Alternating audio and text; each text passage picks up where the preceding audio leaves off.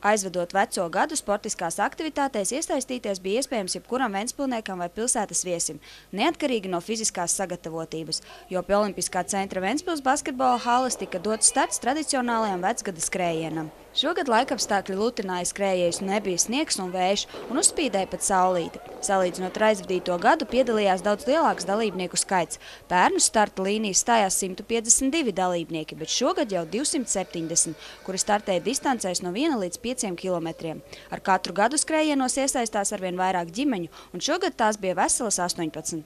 3 km distanci sievietēm ar laika kontroli visātrāk veica Līga Jansone ar rezultātu 11 minūtes un 35 sekundes, bet 5 km distanci ar laika kontroli vīriešiem Kristaps Bērziņš ar rezultātu 16 minūtes 58 sekundes. Katrs no startējošiem skrējējiem saņēma īpašu piemiņas diplomu no sacensību organizatoriem.